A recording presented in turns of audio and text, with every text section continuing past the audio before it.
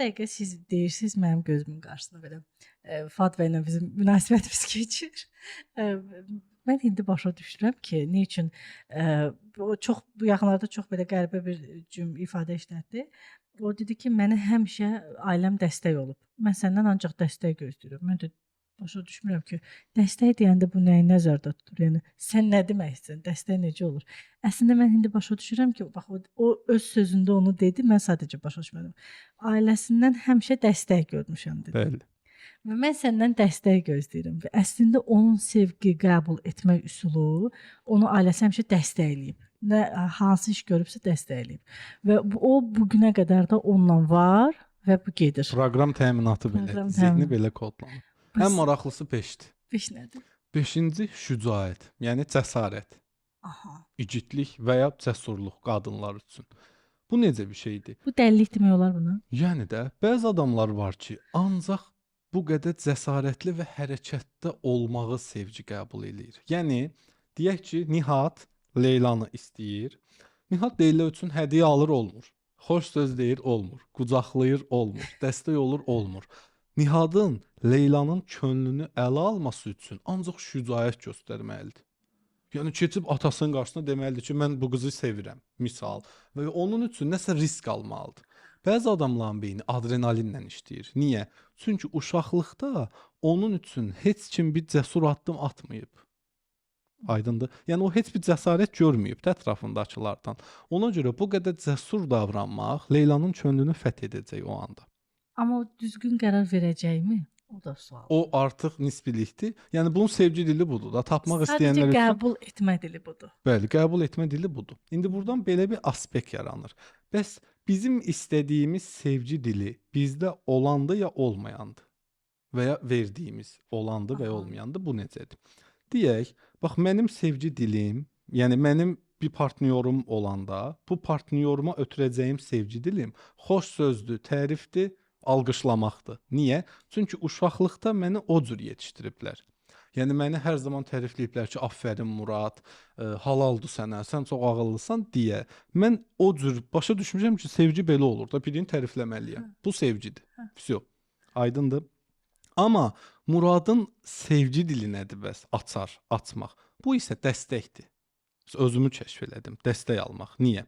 Çünki uşaqlıqdan hər şeyi özüm elədiyim üçün, yəni valideynsiz böyüdüyüm üçün hər şeyi özüm eləmişəm.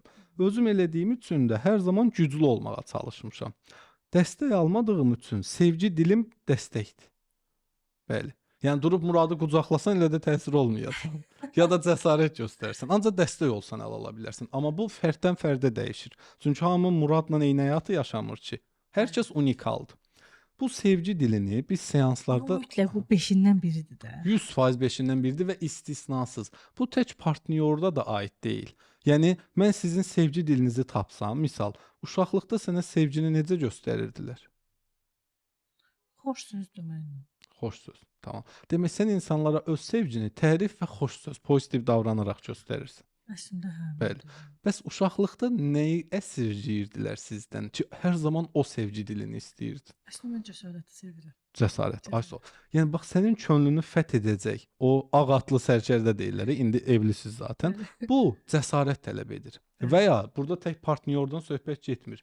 Əgər Murad sizlə bir layihə işləyəcəksə və ya bir iş görəcəksə, Muradı o zaman tam qəbul eləyərsən ki, Murad sənin gözündə həqiqətən cəsur bir oğlandır. Deyərsən ki, mən bu adamdan işləyirəm. 5 parasız. Doğru, əslində belədir. Çünki sənin sevgi dilin cəsarətdir, yəni aksiyon. Aydındır?